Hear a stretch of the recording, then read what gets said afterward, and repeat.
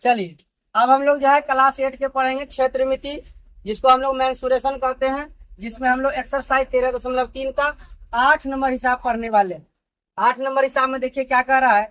एक बेलनाकार लकड़ी की लंबाई 50 सेंटीमीटर है तथा आधार की त्रिज्या 14 सेंटीमीटर है। इसके संपूर्ण पृष्ठ का क्षेत्रफल ज्ञात करना है। तो आपको बेलन का संपूर्ण पृष्ठीय क्षेत्रफल निकालना है।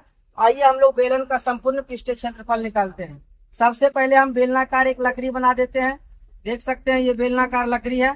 अब यहाँ पर जो है इसकी ऊंचाई और त्रिज्या दिया हुआ। यहाँ पर देख सकते हैं यहाँ से लेकर यहाँ तक जो होता है ये इसका त्रिज्या होता है, और यहाँ से यहाँ तक इसको मिला देंगे तो ये इसकी ऊंचाई हो जाती है। अब यहाँ पर आपको दिया हुआ है त्रिज्या बराबर, यानी त्रिज्या को हम लोग आर लिखते हैं, तो आर का मान दिया हुआ है कितना, आर का मान 14 सेंटीमीटर। तो यहाँ पर लिख देंगे आर बराबर 14 सेंटीमीटर।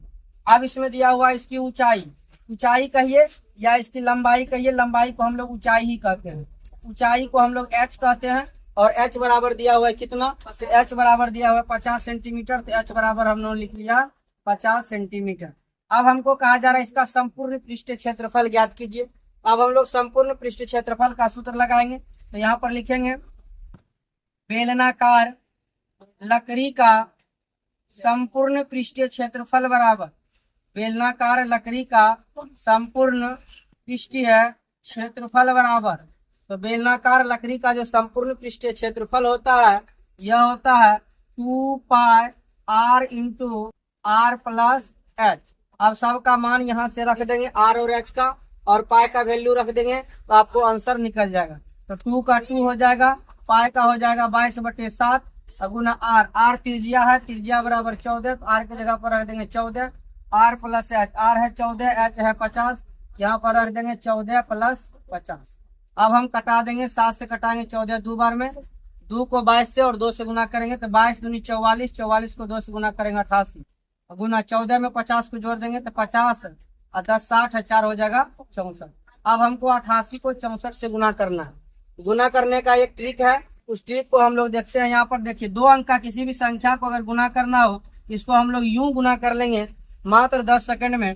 8 को 4 से गुना कर लेंगे, 8 चौके हो जाएगा 32, 32 का बाकी हो गया 2। अब हम लोग क्या करेंगे, इसको कोना कोनी गुना कर लेंगे। 8 चौके 32, 8 छके 48, और जो बाकी बचा हुआ 3 इसको हम लोग लिख देंगे। अब जोड़ लेते हैं, 8 2 10, 10 3 13 का 3 बाकी 1, 4 3 7, 7 में जोड़ देंगे 8 तो हो जाएगा 83। 83 का फिर रखेंगे 3 और बाकी रखेंगे 8। फिर आगे वाला को अब गुना करेंगे, 8 छके 48, 48 में हम लोग जोड़ देंगे 8, 48 में 8 को जोड़ देंगे तो ये हो जाएगा 56। यानी देखिए इसको हम लोग गुना किए तो गुना करने के बाद आया 56 32। और यहाँ देख लीजिए इसकी त्रिज्या सेंटीमीटर में है, तो सिंपल सी बात है इसका जो क्षेत्रफल निकलेगा वो सेमी स्क्वायर कहिए, इसको हम लोग वर्ग सेंटीमीटर कहते हैं या सेंटीमीटर स्क्वायर में इसका आंसर आएगा। इस प्रकार से जो है 8 नंबर प्रश्न का जो सही उत्तर है आपका 5632 वर्ग सेंटीमीटर।